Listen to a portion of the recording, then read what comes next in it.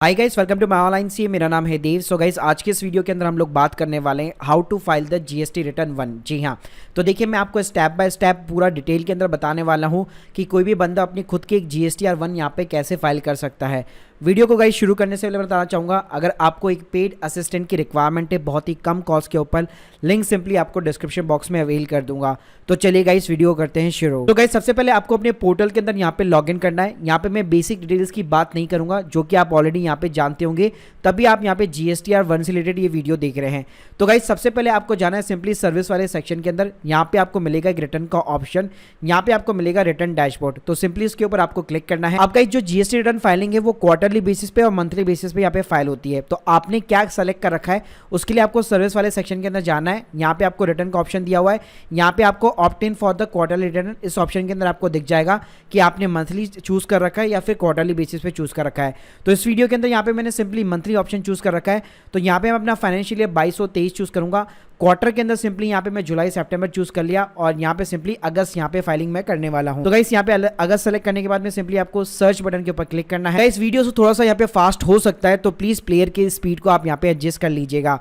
तो देखिए यहाँ पे जीएसटीआर 1 की जो ड्यू डेट है यहाँ पे आपको दिखाई देगी। नॉर्मली ये 11 या फिर 12 तारीख नॉर्मली होती है। उसके पहले आपको अपनी जीएसटीआर 1 यहाँ पे फाइल करनी पड़ती है। उसके अगर आप बाद में भी आप करोगे तो कोई पेनल्टी वगैरह नहीं लगेगी, लेकिन इसका डिसएडवांटेज ये होता है अगर आप B2B सेगमेंट के अंदर डील कर रहे हो तो आपकी जो सामने वाली पार्टी है वो आपने जो जीएसटी आप गवर्नमेंट को पे कर रहे हो उसका सिंपली वो क्रेडिट यहाँ पे अवेल नहीं कर पाएगी। तो गाइस यहाँ पे आपको सबसे पहले क्या करना है, यहाँ पे आपको सिंपली प्रिपेयर ऑनलाइन बटन के ऊपर क्लिक करना है। अब देखिए यहाँ पे कई सारे सेगमेंट यहाँ पे खुल जाते हैं।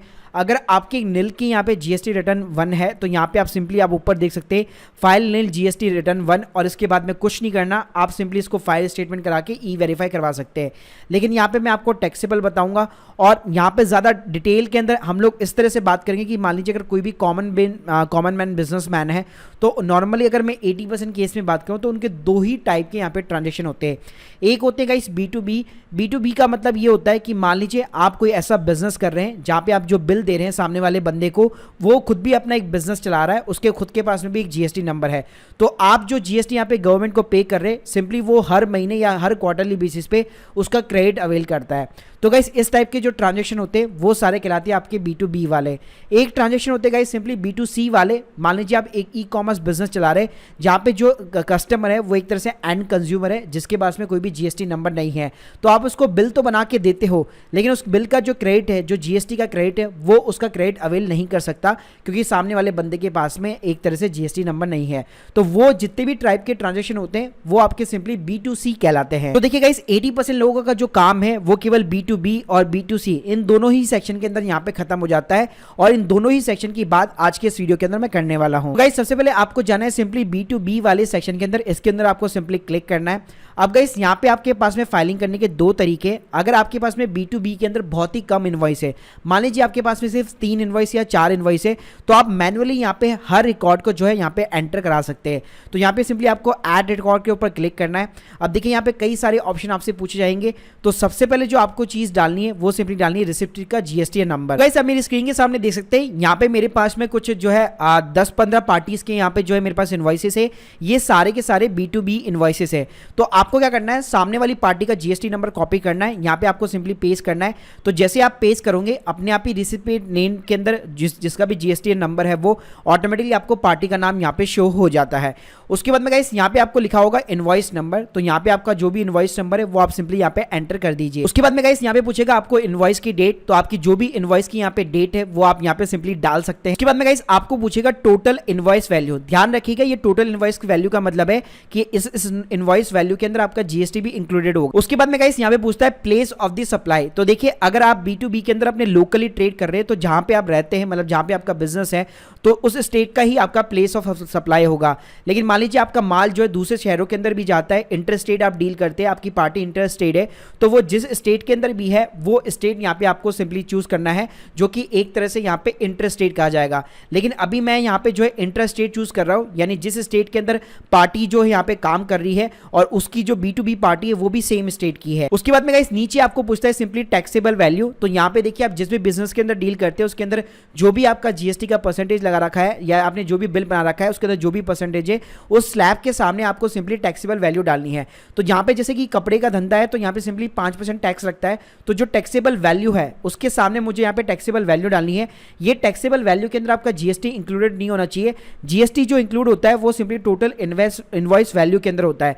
यहाँ पे आपको जो डालनी है वो सिंपली ग्रॉस वैल्यू डालनी है। सो गाइस आप देख सकते हैं जैसे यहाँ पे मैंने टैक्सेबल वैल्यू डाली ये ऑटोमेटिकली सेंट्रल टैक्स और स्टेट टैक्स के अंदर अपने आप ही जीएसटी कैलकुलेट करके आ गया। मुझे जो है कुछ भी करने की जरूरत नहीं है। अगर लेट्स सपोज गाइस ये मैं पीओएस के अंदर अगर कोई और स्टेट डालता, राजस्थान के अलावा कोई और स्टेट डालता, तो सिंपली मेरा जो अमाउंट है इन दोनों कॉलम के अंदर जाने की जगह अपने आप ही जो टैक्स कैलकुलेट होता वो सिंपली यहाँ पे इंटर स्टेट यानी कि आईजीएसटी के अंदर होता। जैसे आप देख सकते हैं यहाँ पे मैंने सिंपली जैसे यहाँ पे मैंने मणिपुर चूज किया, अब मान लीजिए मैं 5% के ऊपर 50,000 रुपए डालता हूं तो आप देख सकते हैं टैक्स के जो कॉलम है उसके अंदर यहाँ पे सिंपली पहले सीजीएसटी और आईजीएसटी था, अब उसकी जगह यहाँ पे आईजीएसटी आ चुका है जिसने अपने आप ही यहाँ पे कैलकुलेट कर लिया है। तो गाइस ये डिटेल्स डालने के बाद में आप सिंपली यहाँ पे सेव करा सकते हैं और आपको ऐसे ही 1 बाय 1 सारे जितने भी B2B इनवॉइस है वो यहाँ पे इंसर्ट करने पड़ेंगे। लेकिन हो सकता है आपके पास में बहुत सारे मतलब काफी क्वांटिटी के अंदर यहाँ पे इनवॉइसेस हो, तो उस केस में आप एक यहाँ पे सॉफ्टवेयर की मदद ले सकते हैं जो कि गवर्नमेंट का ऑफिशियल सॉफ्टवेयर है। तो इसके बारे में अभी मैं आगे बात करूंगा। तो पहले हम लोग चलते हैं सिंपली B2C वाले सेगमेंट के अंदर। गाइस आप देख सकते हैं जैसे मैंने यहाँ पे सेव कराया तो यहाँ पे एक इनवॉइस मेरा यहाँ पे सेव हो चुका है। तो वैसे अगर आपके पास में केवल 4-5 इनवॉइसेस है तो आप मैनुअली एक एक करके सारा डेटा मैनुअली इंसर्ट कर सकते हैं। ये सॉफ्टवेयर वगैरह यूज लेने की जरूरत नहीं है। तो गाइस ये तो सिंपली यहाँ पे बात हो गई B2B की। अब हम लोग चलते हैं सिंपली B2C के अंदर। अब देखिए B2C के अंदर सिंपली क्या होता है, यहाँ पे जैसे आप ऐड रिकॉर्ड के ऊपर क्लिक करेंगे तो सबसे पहले पूछता है आपको place of the supply.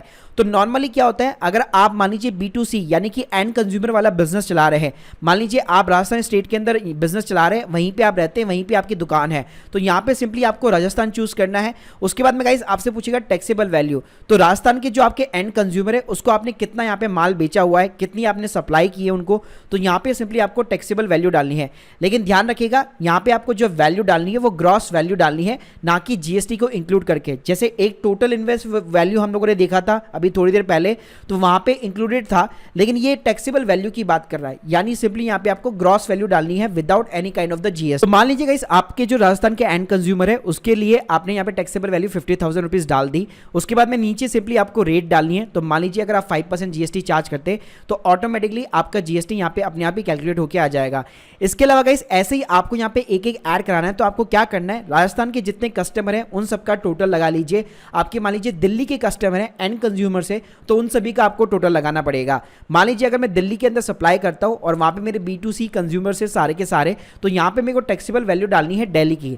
Mostly ये उनके लिए होता है जो ई कॉमर्स के अंदर डील करते हैं, कि मान लीजिए राजस्थान के अंदर आपका बिजनेस है लेकिन आप पूरे ऑल ओवर इंडिया के अंदर यहाँ पे डिलीवरी कर रहे हैं, तो आपके दिल्ली के जितने कस्टमर होंगे उनकी जितनी टैक्सेबल वैल्यू है सिंपली वो यहाँ पे आपको इंसर्ट करनी है। तो ऐसे ही गाइस अगर आप मान लीजिए 5 से 6 स्टेट्स के अंदर सिंपली डील करते तो यहाँ पे आप सिंपली मैनुअली जो है 1 बाय 1 करके, जैसे हम लोगों ने B2B को ऐड करवाया था वैसे आप 1 बाय 1 करके सारे जो स्टेट्स है ऑलमोस्ट उन सभी के अंदर आप टोटल टैक्सेबल वैल्यू डाल के और रेट डाल के सिंपली एंटर करवा सकते हैं। यहाँ पे आपको कभी भी जो है दिक्कत नहीं आने वाली है और यहाँ पे कोई भी सॉफ्टवेयर वगैरह की भी रिक्वायरमेंट नहीं रहती है। गाइस हम लोगों ने देखा यहाँ पे हम लोगों ने B2B के अंदर कैसे एक इनवॉइस यहाँ पे जो है मैनुअली ऐड कराया। तो चलिए अब हम लोग देखते हैं सॉफ्टवेयर के थ्रू ये कैसे पॉसिबल है। तो गाइस यहाँ पे आपको क्या करना है, आपको जीएसटी की साइट के ऊपर जाना है, डाउनलोड वाले सेक्शन के अंदर यहाँ पे सिंपली आपको रिटर्न का एक सेक्शन मिल जाता है। यहाँ पे आपको एक डाउनलोड का बटन दिया हुआ है, ये लिंक मैं आपको सिंपली डायरेक्टली डिस्क्रिप्शन बॉक्स में दे दूंगा। तो जैसे आप क्लिक करोगे एक फाइल यहाँ पे डाउनलोड हो जाती है। तो गाइस इस फाइल को आपको सिंपली अनजिप करना होता है। तो अनजिप करने के बाद में आप देख सकते हैं यहाँ पे आपको एक एप्लीकेशन मिलती है, इसको आपको सिंपली इंस्टॉल कराना पड़ेगा। मतलब अगर आप ये वाला मेथड यूज में लेना चाहते हैं तो आप मोबाइल के थ्रू ये चीजें प्रोसीडिंग नहीं कर पाएंगे। गाइस इस सॉफ्टवेयर को यहाँ पे सिंपली आपको लॉन्च कर लेना है अपने कंप्यूटर के अंदर। अब गाइस यहाँ पे क्या करना है, मुझे करनी है सिंपली GSTR1। यहाँ पे मैं GSTN ऑफ द सप्लायर डाल देता हूँ सिंपली, यानी कि मेरा खुद का जीएसटी नंबर जो भी यहाँ पे रिटर्न फाइल कर रहा है। फाइनेंशियल ईयर डाल दिया मैंने 2223, कौन से टैक्स पीरियड की आप कर रहे हैं, अगस्त मैंने यहाँ पे चूज कर लिया है। यहाँ पे कुछ क्वेश्चन पूछेगा, क्या आप सेज में टैक्स पेयर है, आपको सिंपली नो करना है। क्या आप क्वार्टरली यहाँ पे रिटर्न फाइल कर रहे हैं, आपको सिंपली नो करना है। अगर आप क्वार्टरली कर रहे हैं तो आपको सिंपली यस करना है। मैं मंथली कर रहा हूँ तो मैं यहाँ पे सिंपली नो रखूंगा। उसके बाद में आपको सिंपली ये पूछेगा कि आपका जो टर्नओवर है वो 5 करोड़ से ज्यादा है, तो यहाँ पे मैं सिंपली नो रख रहा हूँ क्योंकि मेरा ज्यादा नहीं है। उसके बावजूद भी यहाँ पे मैं मंथली फाइल करना प्रेफर करता हूँ। उसके बाद में गाइस सिंपली यहाँ पे प्रोसीड बटन के ऊपर आपको क्लिक करना है, तो ये आपको थोड़ी सी इन्फॉर्मेशन देगा, आपको सिंपली यस बटन के ऊपर क्लिक करना है। अब गाइस यहाँ पे भी सिंपली दो तरीके हैं, आप यहाँ पे दो तरीकों से एंट्री यहाँ पे लगा सकते हैं। आप क्या कर सकते हैं, जैसे हम लोगों ने यहाँ पे कैसे मैनुअल एंट्री डाली, तो यहाँ पे आपको बार बार पीछे जाने की जरूरत नहीं है। यहाँ पे आप सिंपली अपना जीएसटी नंबर डालिए पार्टी का, जिसका भी B2B जो भी इनवॉइसेस है। उसके बाद में गाइस यहाँ पे आपको नाम डालना पड़ेगा, यहाँ पे ऑटोमेटिक नहीं आएगा क्योंकि ये जो सॉफ्टवेयर ये ऑफलाइन चल रहा है ना कि ऑनलाइन। उसके बाद में जो इनवॉइस नंबर है वो आपको डालना है, इनवॉइस की आपको डेट डालनी है, टोटल इनवॉइस वैल्यू कैसे हम लोगों ने वहां पे डाली थी कि जिसके अंदर जीएसटी इंक्लूडेड होगा वो वैल्यू आपको डालनी है। प्लेस ऑफ सप्लाई के अंदर अगर आपका B2B लोकल है तो मैंने राजस्थान यहाँ पे सिंपली सेलेक्ट कर लिया, जिसके अंदर इंटर स्टेट आ गया। अगर मैं कोई और स्टेट चूज करता है तो ये इंटर स्टेट के अंदर चल जाता और IGST एप्लीकेबल हो जाता। इनवॉइस टाइप पूछेगा आपसे, तो यहाँ पे सिंपली आप रेगुलर B2B कर सकते हैं। अगर आपका एक्सपोर्ट का बिजनेस है तो यहाँ पे आप एक्सपोर्ट भी कर सकते हैं, लेकिन ये पूरा एक अलग जो है पूरा सब्जेक्ट मैटर है, तो यहाँ पे हमेशा आपको B2B रखना है। उसके बाद में गाइस यहाँ पे रिवर्स चार्ज पूछेगा, तो रिवर्स चार्ज का मतलब ये होता है कि सामने वाले के पास में जीएसटी नंबर नहीं है, तो ये भी एक पूरा डिटेल अलग से टॉपिक है, तो आप लोग गूगल कर सकते हैं तो आपको समझ में आ जाएगा, लेकिन यहाँ पे आपको कोई भी चेक वगैरह नहीं करना है। गाइस इस तरह से यहाँ पे आपको एक एक चीज मैनुअल डालनी पड़ेगी, लेकिन हम लोग ऐसा नहीं करने वाले क्योंकि ये चीज तो हमारी ऑनलाइन में भी पॉसिबल थी। तो गाइस यहाँ पे मैं क्या करूंगा, सिंपली इंपोर्ट फाइल के अंदर जाऊंगा और यहाँ पे मैं सेलेक्ट कराऊंगा B2B। अब गाइस मुझे यहाँ पे एक जो है फाइल यहाँ पे सिंपली अपलोड करानी है, तो गाइस आपको क्या करना है, आपको एक्सेल के अंदर इस तरह का एक डेटा यहाँ पे सिंपली जो है मेंटेन करके रखना पड़ेगा। अब ये जो एक्सेल का फॉर्मेट है, इसके सबसे मेन जो इंपॉर्टेंट थिंग्स है वो है इसके हेडर। तो हेडर आपके एकदम करेक्ट होने चाहिए, बाकी अगर आप नीचे कुछ भी डालेंगे तो वो सब कुछ चल जाएगा, लेकिन हेडर आपके एब्सोल्युटली करेक्ट होने चाहिए। तो इस टेम्पलेट की जो लिंक है मैं आपको डिस्क्रिप्शन बॉक्स में दे दूंगा, जहां से आप ये वाली जो एक्सेल फाइल है वो यहाँ पे डाउनलोड कर पाएंगे। तो गाइस आप देख सकते हैं हमारे इस टाइप का फॉर्मेट था जहां पे जीएसटी नंबर लिखना था, तो हम लोगों ने क्या किया, हमारे सारे पार्टी का जीएसटी नंबर यहाँ पे पेस्ट कर दिया। आप मैनुअली भी एक्सेल में डाल सकते हो। रिसीवर नेम में हमारे अपनी जो भी पार्टी का नाम था वो हम लोगों ने लिख दिया, इनवॉइस नंबर में इनवॉइस नंबर लिख दिया।